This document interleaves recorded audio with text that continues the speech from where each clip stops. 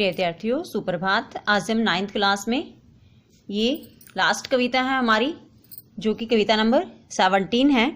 इस कविता को स्टार्ट करते हैं। कविता का नाम है बच्चे काम पर जा रहे हैं और इस कविता के कवि हैं राजेश जोशी। तो प्यारे बच्चों, कविता का नाम है बच्चे काम पर जा रहे हैं और इसके कवि का नाम है राजेश जोशी। जैसे कि कविता का नाम है बच्चे काम पर जा रहे हैं, तो इसका अर्थ क्या है, जो कि छोटे छोटे बच्चे हैं ना, वो काम पर जा रहे हैं। इसका अर्थ है, जैसे बेटे आपने देखा हो फैक्ट्रियों में काम करते हैं छोटे छोटे बच्चे, ढाबों पर चाय के जो छोटी छोटी सी दुकानें होती हैं उन पर बर्तन साफ करते हैं, होटल वगैरह में भी काम कर रहे होते हैं। तो उस विषय को लिया है इसमें कवि राजेश जोशी ने। कोहरे से ढंकी सड़क पर बच्चे काम पर जा रहे हैं सुबह सुबह। कवि ने कहा कोहरे, जैसे अब धुंध पड़ती है ना, तो ऐसा वही होता है कोहरा। तो उससे ढकी सड़क पर, यानी चारों तरफ धुंध पड़ी हुई है और ऐसे समय में बिल्कुल सुबह सुबह, क्योंकि धुंध सुबह के टाइम ज्यादा होती है ना, तो इसलिए कवि ने कहा कि सुबह के समय जब सड़क पर धुंध पड़ी हुई है, कोहरा छाया हुआ है, उस समय बच्चे काम पर जा रहे हैं। बच्चे काम पर जा रहे हैं, हमारे समय की सबसे भयानक पंक्ति है यह, यानी कि हमारे समय की, इसका अर्थ है वर्तमान समय की, यानी इस समय बच्चे काम पर जा रहे हैं, तो इस समय की यह सबसे भयानक पंक्ति है, यानी सबसे भयानक अवस्था है, ये दशा है हमारे संसार की, हमारे देश की, कि छोटे छोटे बच्चे काम पर जा रहे हैं। भयानक है इसे विवरण की तरह लिखा जाना, भयानक है इसे विवरण यानी जैसे कि हम ये चैप्टर पढ़ रहे हैं, इसको मतलब ये टॉपिक हम कई जगह पढ़ते हैं कि बच्चे काम पर जा रहे हैं, क्यों जा रहे हैं। हमने फैक्ट्रियों में देखे, हमने कूड़ा बीनते भी देखे हैं, कई जगह वर्णन मिलता है। तो इसलिए कवि ने कहा कि इसको विवरण की तरह लिखा जाना बहुत भयंकर है, भयानक है। लिखा जाना चाहिए इसे सवाल की तरह, बल्कि इसको एक सवाल बनाकर, एक क्वेश्चन, एक प्रश्न बनाकर लिखा जाना चाहिए कि काम पर क्यों जा रहे हैं बच्चे, कि बच्चे काम पर जा क्यों रहे हैं। हम देखते तो हैं, फैक्ट्री में भी देखते हैं, कूड़ा उठाते भी देखते हैं उनको, ढाबों पर भी देखते हैं, ईंट के भट्टों पर भी देखते हैं, लेकिन क्या हमारे मन में कभी सवाल आया कि काम पर बच्चे क्यों जा रहे हैं।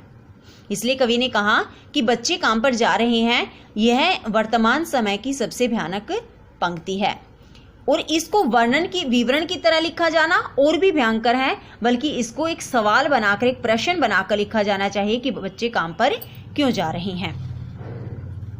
क्या अंतरिक्ष में गिर गई हैं सारी गेंदें। बेटे जैसे छोटे बच्चे गेंद से खेलते हैं ना, तो कवि राजेश जोशी ने क्या कहा कि क्या सारी गेंदें अंतरिक्ष में गिर गई हैं, क्या उनके पास गेंद नहीं है किसी से वो खेल सके।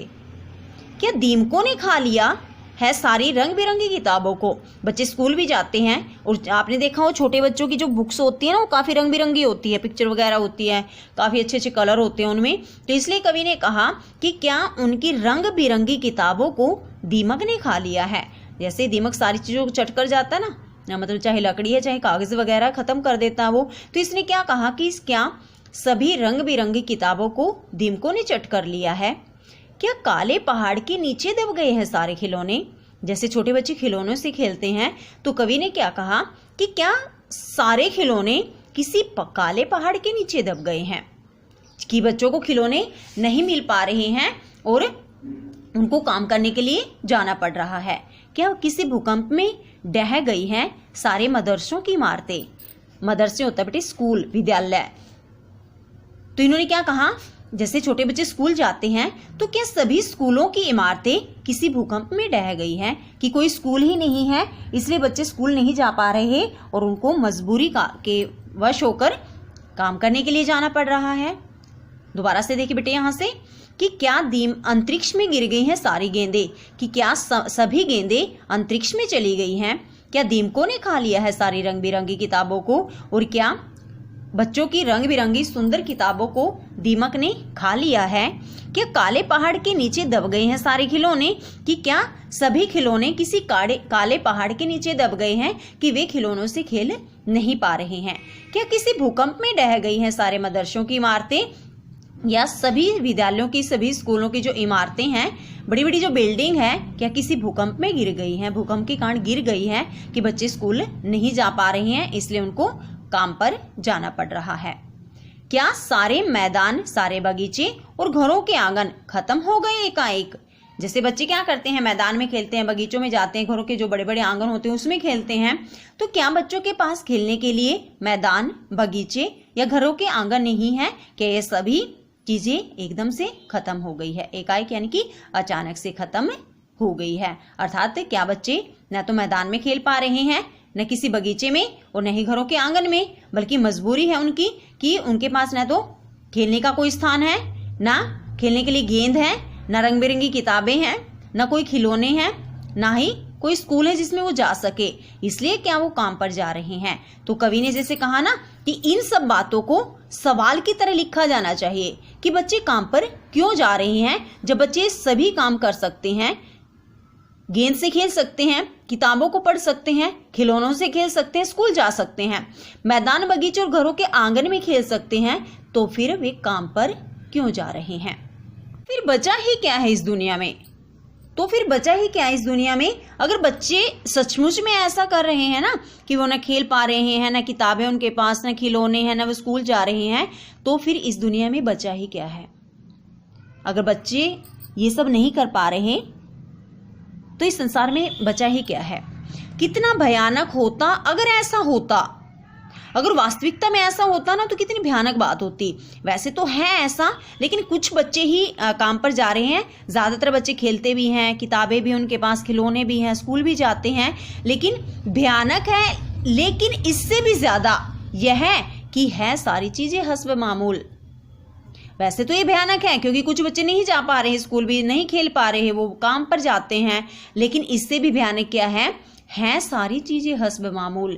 ये सारी चीज़ें जो हमने अभी पढ़ी ना, ये हस्ब मामूल है। हस्ब मामूल होता है यथावत।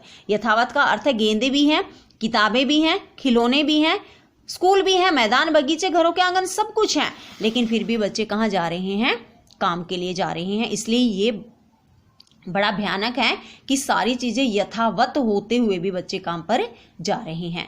पर दुनिया की हजारों सड़कों से गुजरते हुए बच्चे, बहुत छोटे छोटे बच्चे काम पर जा रहे हैं, लेकिन दुनिया में हजारों ऐसी सड़कें हैं जिन सड़कों से गुजरते हुए छोटे छोटे बहुत बच्चे, बल्कि बहुत छोटे छोटे बच्चे काम पर जा रहे हैं।